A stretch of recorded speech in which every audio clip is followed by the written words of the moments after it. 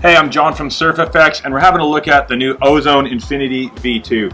Now, this board from Ozone is come out as it's a little bit wider, so lends itself to a great beginner board.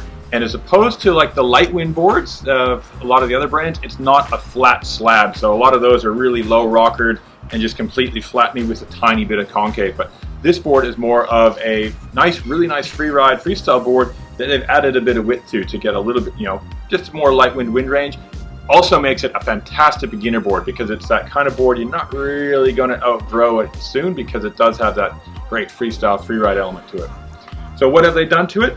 So they made it a touch wider. So this board here is the 148. It's 48 wide. There's also a 144, which is 47 wide. Like fantastic boards for beginners because they can just get it, start riding, and it's a bigger board to make it easier and to go in lighter winds.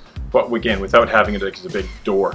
The Ozone bindings, quite nice. They're just a simple design, but they really fit a large range of foot sizes and a super grippy footbed with a good toe ridge to grab hold on. So they've got a full 3D shaped board. They've got a little bit of a grab rail on the side, which is pretty cool, makes it easier to just move around. But the real action is on the base. So what they've done with the base, they've added a really big double concave, so much so that it's actually got quite a big V through the middle. So what that does, that helps break up the slap, the chop, and having a concave lets the board sit down in the water a little bit better, so it helps you grip. Helping grip means helping get upwind a lot easier, and it just makes it an all-around easier board to ride. Again, particularly makes it great for beginners. Going through the tips, the V flattens out a little bit through about here, and then you can feel it starts to get flat, but then you start to get to a channeled area, so that you got deep channels with the fins, so that's going to add a little bit more grip. So anytime they add a channel to a board like that, like the sharp crease, that makes it so it's almost like an extension of the fin, so it's like extra grip from almost like having extra fins.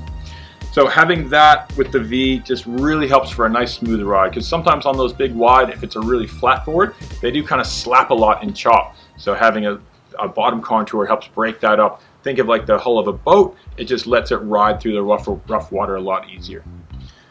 Rocker wise, it's not as crazy as you see on like some of the freestyle and definitely not the wake style boards, but it is a little bit more than real full dedicated flat water boards. And that just makes it a bit more versatile. So again, in rougher water, in the ocean, you're not just burying the nose or getting sprayed in the face all the time. So really having a nice wide style board. Not many guys do this, companies do this.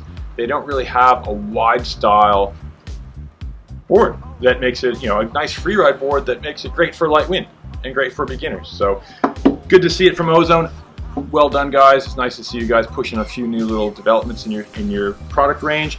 And again, this is a pretty unique board, and it's so far been selling like hotcakes because it gives you that option of having a light wind board you can ride all the time.